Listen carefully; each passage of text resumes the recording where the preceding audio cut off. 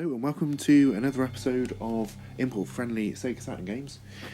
So to make a few new episodes on just video footage, because it's a lot easier to sort of make these and show you the games rather than sort of having my face constantly plastered in the corner. Bearing in mind the video footage isn't of the best quality because it is recorded directly from Sega Saturn hardware. I'm not using any upscalers or anything along those lines. So basically what I'm covering today is a game called Gotha.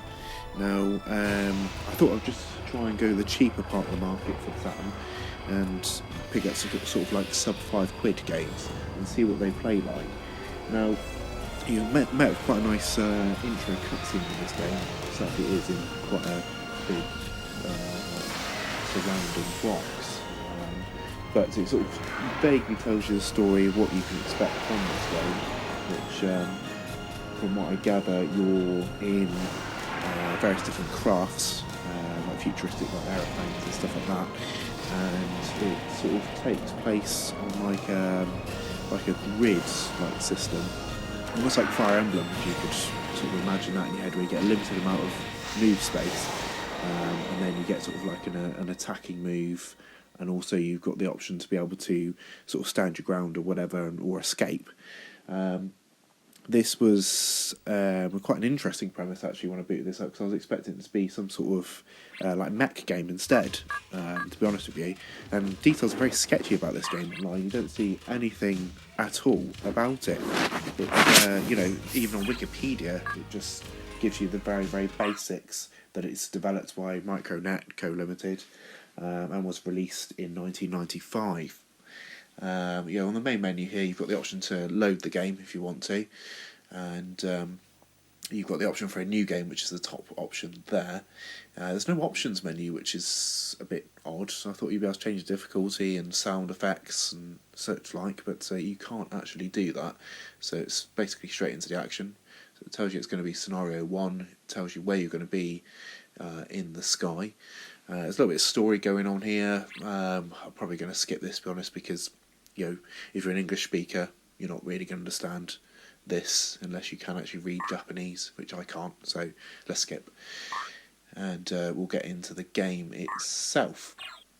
Now, you get another sort of auxiliary story going on here. My copy is a bit glitchy, so the actual voice acting seems to sort of stick, so I have to skip this regardless, even if I could read it, because it's basically just sticks on whatever the first part of the voiceover is. But it's basically telling a story between what looks like a general and a commander. So on the screen you can choose between what units you're going to take with you. Now presumably you can't unlock some of these until you progress a little bit further into the game. The only options are the ones that are sort of the brighter white at the top of the menu screen. So you've got a couple of units you can take with you at any given time, which are like your sort of small aircrafts, and you can place them anywhere within the sort of top left square. It's tactical. You've got to place them to protect the main ship, I believe, from what I gather from playing this. So I've got one ship here that I can use as like a sort of a gunner or bait. Now in the left it's telling you can attack, so you're in range of being able to attack someone. Now that, I believe, the little orb on the screen, you've got to try and get to with your main ship, because you can't get it with this ship here, or maybe you have to kill every enemy. But that's your main ship, the big boy there, and he's saying on the left there you're in a range to attack the enemy crafts over here. So there's one there, and there's two sort of just off to the left as well. That's the first level. Now this is quite serene, this level, even though it is incredibly difficult. I died a good few times sort of on my first couple of goes on this, and then I did get to a second level, which I haven't been able to do while recording this footage, and the second level is just bonkers. You're surrounded by ships, and I assume that your main ship's got to try and get away off the radar possibly, but naturally the story would have told you a little bit more of that. But again, that orb there I don't think you can get with that small ship, but I believe the big ship, if you get to it in time, you can. That's the mission objective, is to get that. But like I said, it is an amazingly difficult game, but actually surprisingly playable.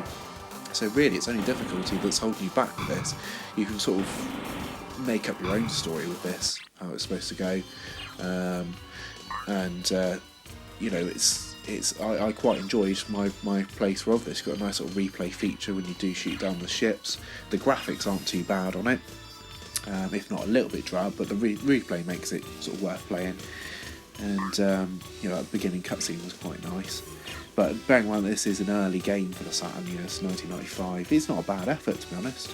Not bad at all. So, you know, it's not quite as crumbly as the graphics you do see on a few Saturn games, which is nice. But then chances are it's probably not really taxing the hardware that much. Right, so I've got a sort of the top option on the right when that box comes up is you've got the option to move, the option to not move at all, cancel, and just stay put but fire at the whatever's in range. But they do fire back at you 9 times out of 10, and usually it is a death blow for your ship. As you can see here, dead straight away. Just didn't stand a chance with this one. I will try and give it another shot just to see whether tactically I can try and do it again. That basically, the top option on there was to replay the mission. The second option was to reload your save file, I believe, and the other one was just to quit and it's game over. So it's going to tell you the story again. It's no less understandable this time around. So you know, we'll skip that again.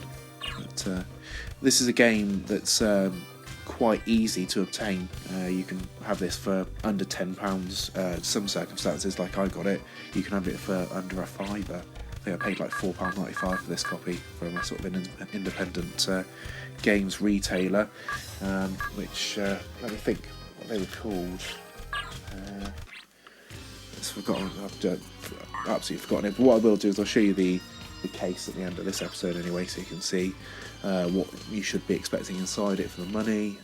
You know, brief look at the manual, and really this is just an aim to help you understand what this game is, because it's so patchy online, you just can't find anything about it at all. And so let's try a different tactic with this. So I'm going to try straight away to head down this way, and oh right, my ship's in the way, so that's not going to happen, is it?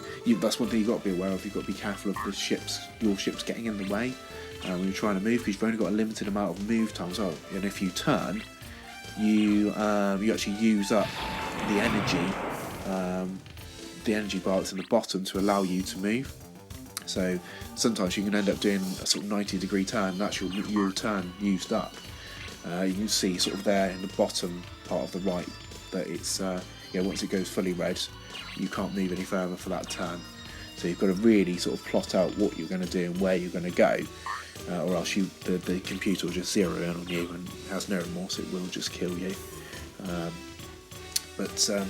We've got to move further to this. Hopefully we can get to it in time, but it's not looking likely. I think we have to move this craft out of the way. He's basically got to be bait for the other two, so they shoot him while I move in with that one. But you see that craft's got in the way, and it's just going to end up using up the go. So I'll have to just forfeit that one. But, there is a sequel to this game actually that came out in 1997.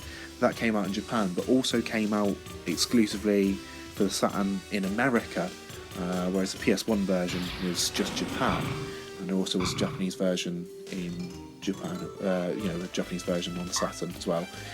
But there was no PAL version of this game or the sequel, so it's a bit of a shame. But I don't think it really fits in the sort of the Western audiences too much anyway. So it's probably not a great loss there. But it needs a playable game, and do I recommend you picking it up? I think so. It's not a bad game at all. Bear in mind, if you do boot this game up, that it will freak out if your battery backup memory hasn't got like sort of 105 blocks. It will just go back to the main menu, so that's worth keeping in mind there. That if you get a screen that comes up saying a load of numbers like 105 or something like that, it's because it does require that to boot up from the battery backup and needs to save straight away.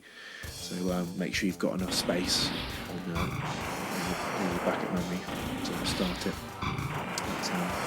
There's not really much else I can sort of say about this game that you're not already seeing on the screen, but it is mentally hard, and I couldn't get any further than the second level.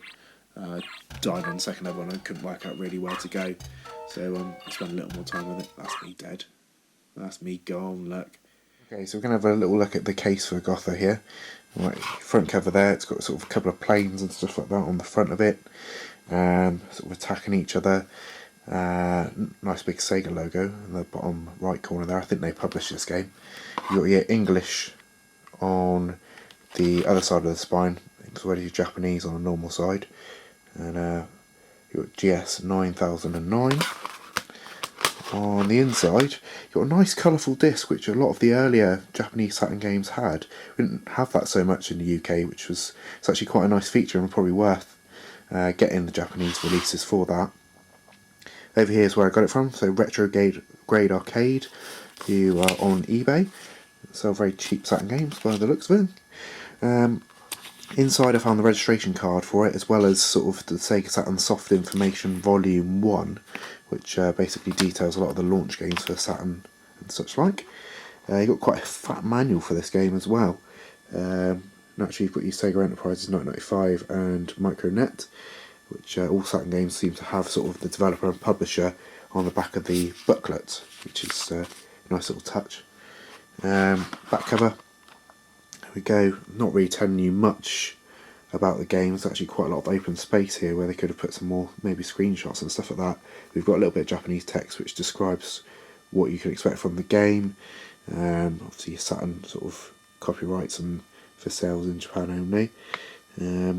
Obviously bits and pieces here like you do with every Saturn game, and then just sort of a few screenshots, 3 on the back here, telling you sort of what you can expect from the game. So there you go, nice and simple. Expect to pay about £5 for this without the spine card. Complete with a spine card would be maybe £10 to £12, but it's not a particularly expensive game, and one that I probably would recommend just picking up on the cheap and just giving it a little try. So we'll catch you on the next episode of this, where I'll be playing something else which is relatively import friendly, and I'll see you next time. Bye bye.